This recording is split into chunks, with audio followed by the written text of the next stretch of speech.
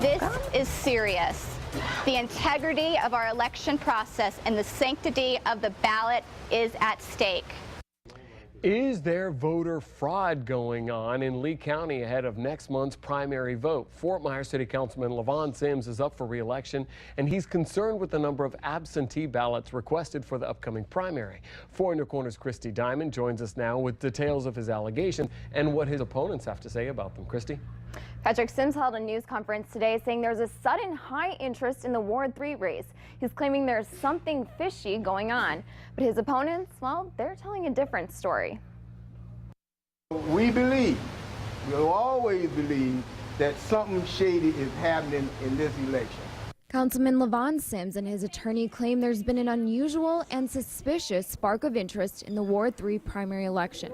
They say during the 2009 general election, there were 47 votes cast by absentee ballots. So far this year, that number has jumped to 351. All of this activity is incredibly serious and highly suspicious. They're questioning how and where the online ballots were sent in. Out of 145 online absentee ballot requests received, 92 of those requests came from 3 computers. Anthony Thomas has been working on the campaign team for Sims' opponent, Christine Matthews. He says the reason behind this is simple. They've been canvassing neighborhoods with cell phones and laptops, getting people to request their ballots.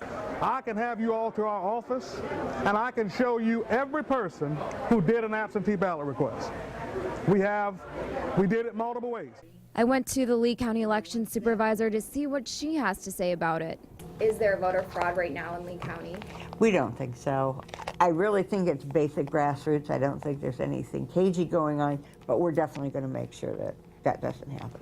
Sharon Harrington says the matter is being turned over to the Florida Department of Law Enforcement. They have the ability to contact these people and give them some questions as to, did they feel like they were intimidated, or were they coerced, or did they pay money to be able to do this? Another of Sims' opponents questions the timing of his claims and calls it a publicity stunt. If you want to call for the news reporters and all to come up, do it when you're not in the midst of being an election. When there's something going on in the community, go out and speak for the peoples at that time. Election Supervisor Sharon Harrington tells me there's been an increase in votes cast across the board, not just for the Ward 3 election. Live in the studio, Christy Diamond, Fox 4 in your corner.